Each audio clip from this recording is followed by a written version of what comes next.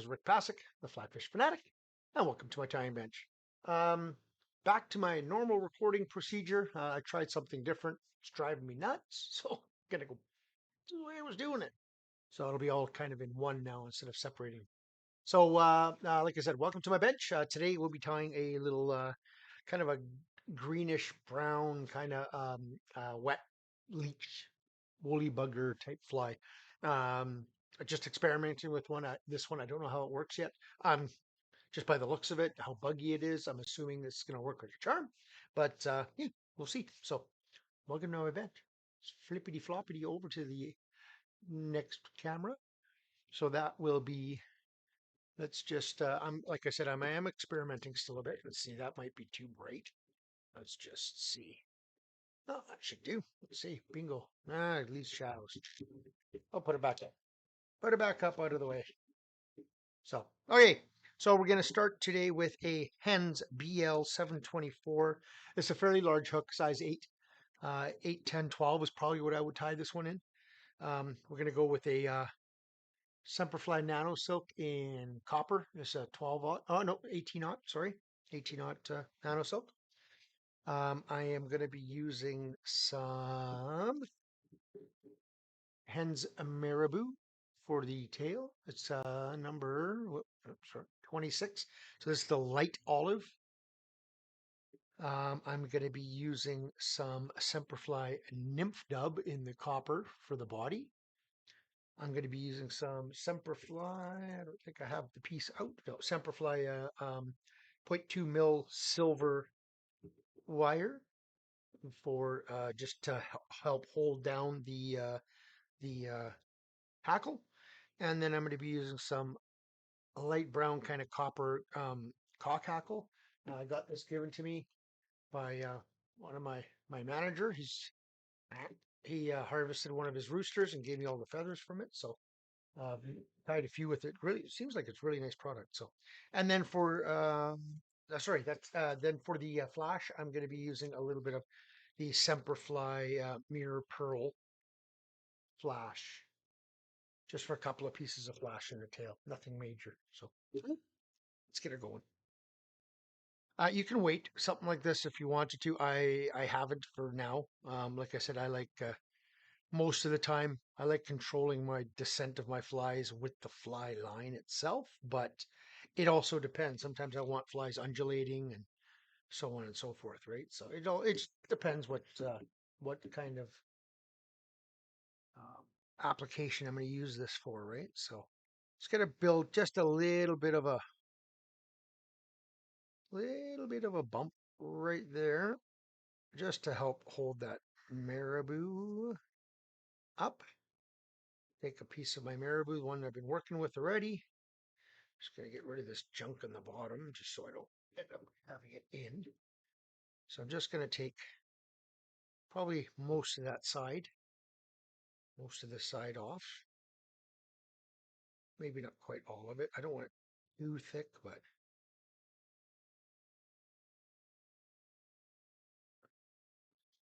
I said it's a bit of an experiment, but it's not. I mean, it's a woolly bugger. It's just these feathers that I got from my manager here are more of a almost wet fly style. They're quite oily, so they don't stick out like a normal cockhackle would.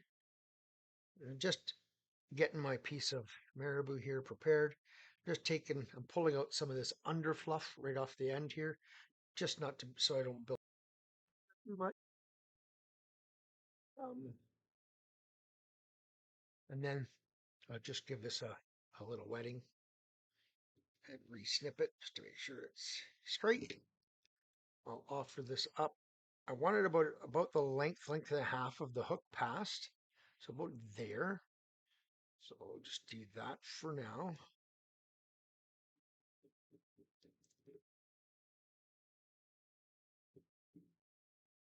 To that bump that I created.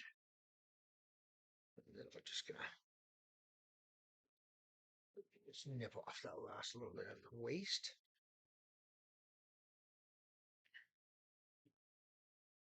And then I come forward again. And I'm going to grab a couple of pieces of that mirror pearl. 2, 3 pieces. You don't have to go crazy here. That's 4, but that's okay. So now I'm just going to offer it up to one side, leave it longer than you require. Just offer it up loosely to one side.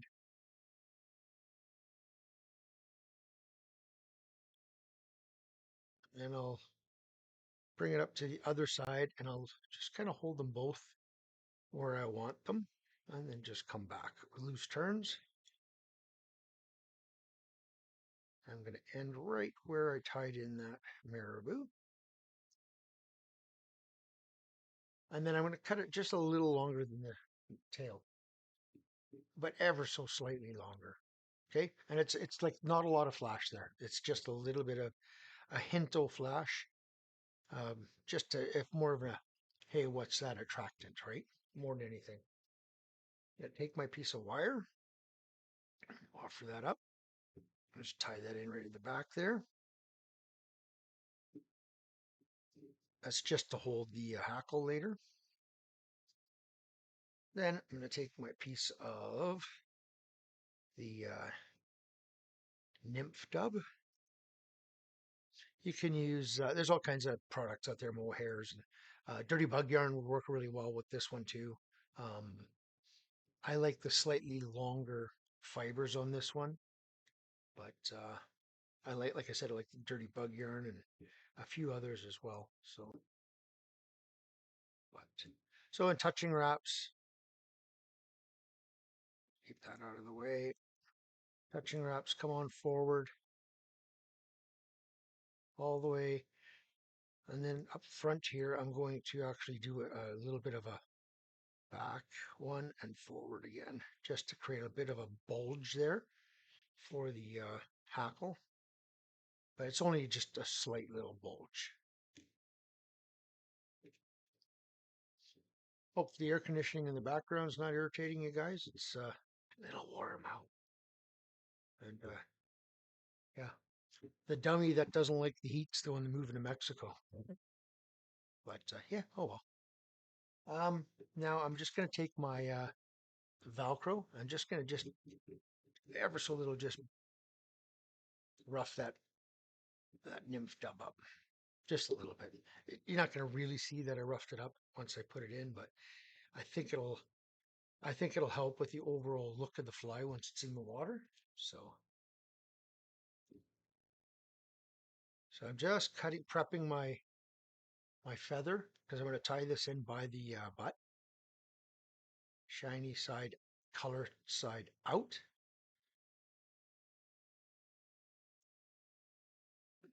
Bunch of wraps over underneath, and then fold it back over top.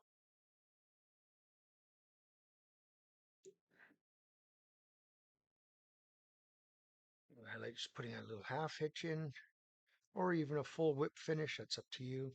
But I just like having some in there, just in case. And I will grab, if I can find it, my pliers. These are my. I got 2 different types. I use these ones here for thinner hackles. This is my, again, stoneful, but they're just the way they grab. So once, all the way around, twice, all the way around. I like bringing this material back 3 times all the way around. And then I'm going to open up and open up all the way back. Okay. And then I'm going to take my wire and I'm going to, sorry, wrong way, come up and over. I put my hackle plier up top, and then I'm just going to work this way through.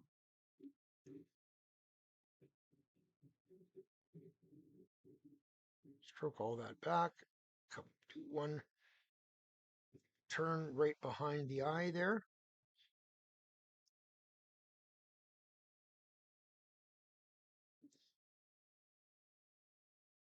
Wire back again. Just want to make sure I've got it tied down. 2 more times over top. let go of my hackle. Just give that a helicopter off. My wire. Get my whip finisher. Build up just a little bit of a head here. Just want to make sure that you've got this all tied in. And I'm going to use the whip finisher to build the head a little bit. It just kind of kills two birds with one stone. And as you notice, I'm going back away from the eye. That's helping sweep the hackle back, right?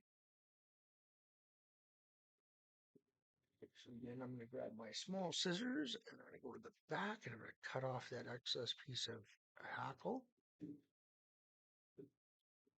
Give this a bit of a brush. It does look like I caught a couple of little hairs there, but that's okay.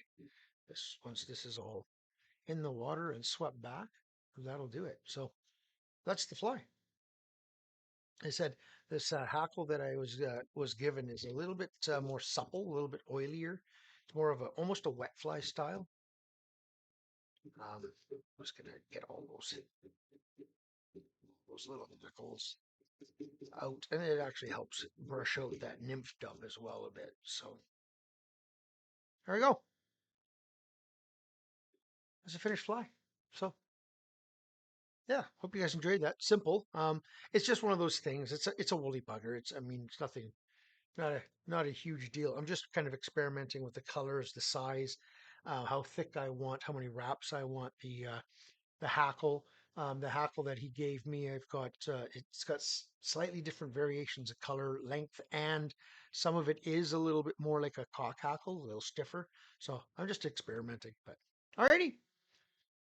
Hope you guys enjoyed that. If you did, give her a thumbs up. If you've subscribed, awesome. Thank you. And yeah, we'll see you guys on the next tying video. Tie lines, everyone.